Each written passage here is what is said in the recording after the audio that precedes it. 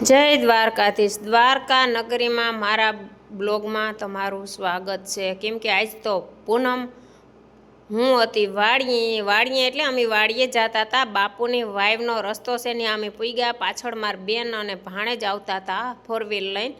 ઓહો મને કે હાલ ના આજ પૂનમ છે ભરવા। મેં કીધું અરે મારે આવા કપડે આવા વેહી કેમ આવું? તક ભગવાનને બધી ખબર હોય એટલે હું ને મારો ભગવાન જ જાણીએ।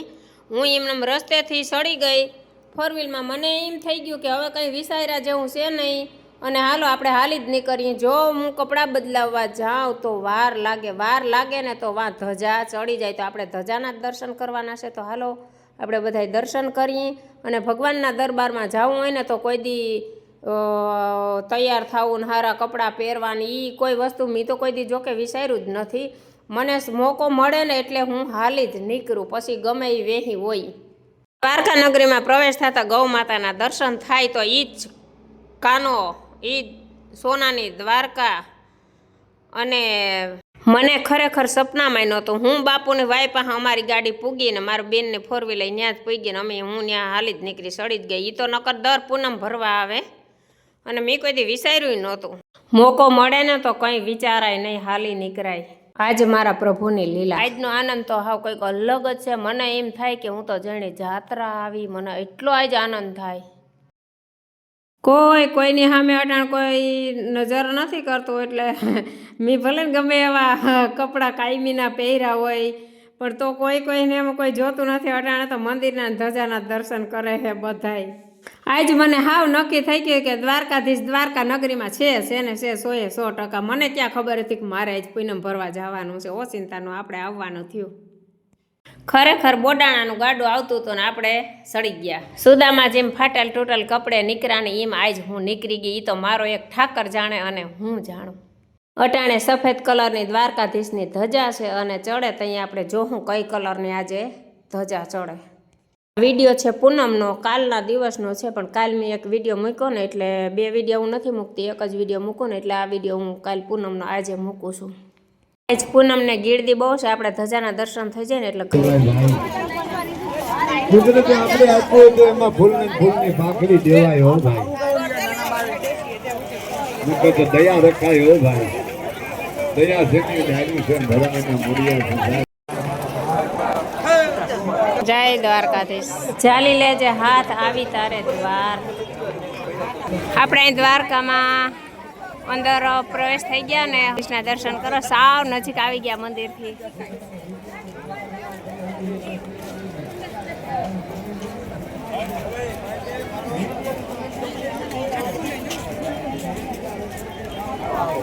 આ છે સેતુ પુલ, અણધાર્યા એવા હાવ દેશી છે, હાવ દેશી હો વાલા। રસ્તે સડી ગઈ મારી બીને આવતા હતા ને ભેગી ગીરતી તો જો અહીંયા ફૂલ ગીરતી છે આજે હો, પૂનમ છે ને એટલે આજ ખરેખર મોજ જ આવી ગયો। આજ કંઈક અલગ જ દિવસ ઉગ્યો।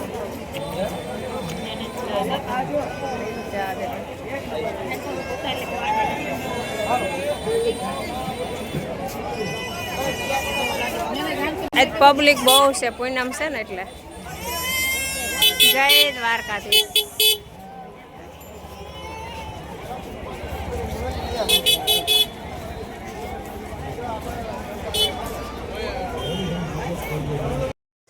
વાહ કાના તારી લીલા અપરંપાર છે મારા બાપ।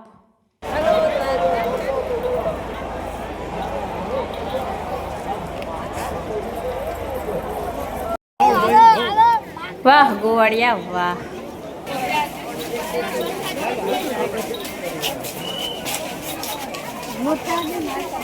હવે તો પગ મૂકવાની જગ્યા નથી ક્યાંય।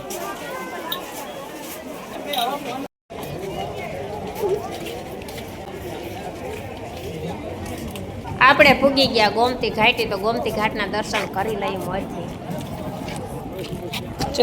આ છે ગોમતી ઘાટ। આજ ગોમતીજી હાવ ગાંડા થયા કેમ કે આજ પૂનમ છે।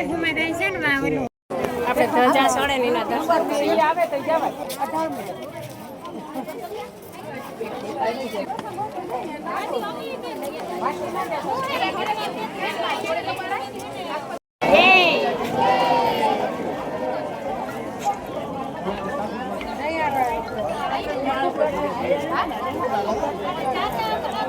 આજે પૂનમને દી ગોમતી ઘાટનો દરવાજો આ બાજુથી ખુલ્લો હોય એટલે આપણે ગોમતી ઘાટના દરવાજેથી ત્યાંથી જ આપણે દર્શન કરીએ. તો આ છે ગોમતી ઘાટ.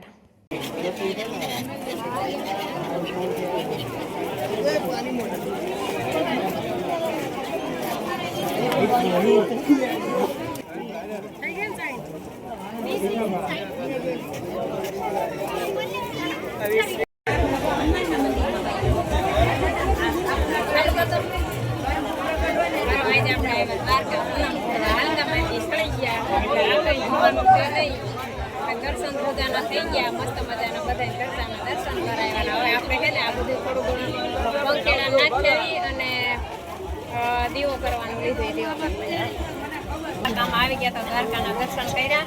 આજ તો ભીડ બહુ છે એટલે બહુ વિડીયો શૂટિંગ થાય નહીં ને આપણે આ ગોમતી ઘાટના દર્શન કરતા અને હવે બધું તમને બતાવો.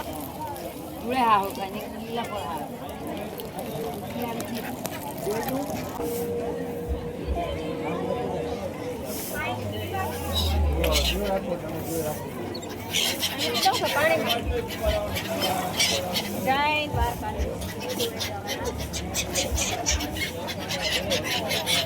થોડા શોટ લઈ લે.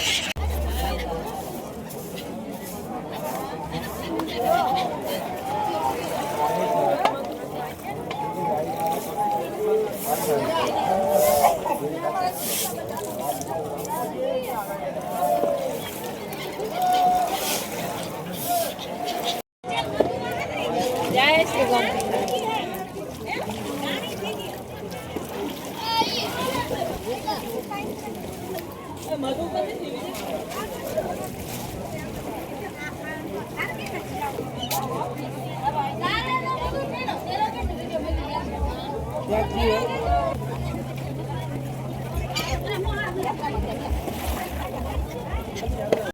જય દ્વારકાધીશ. તો જો સાક્ષાત આપણે ગોમતી ઘાટના પૂનમના દિવસે જ આપણે દર્શન કરી. બધાય નિરાતે ગોમતી ઘાટના દર્શન કરી લ્યો.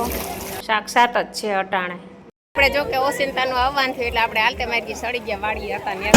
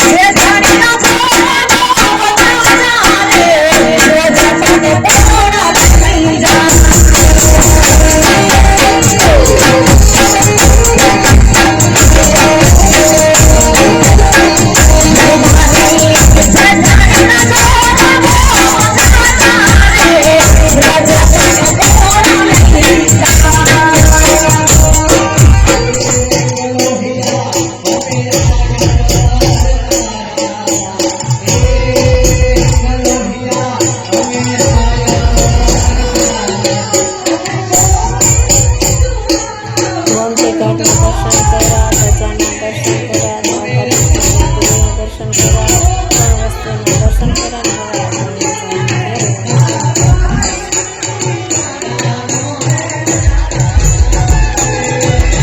અહીંયા આપણે હેઠા ઉતરા તો એ ગાડું તો જો કેવું મસ્તીનું છે, જૂનવાણી ગાડું.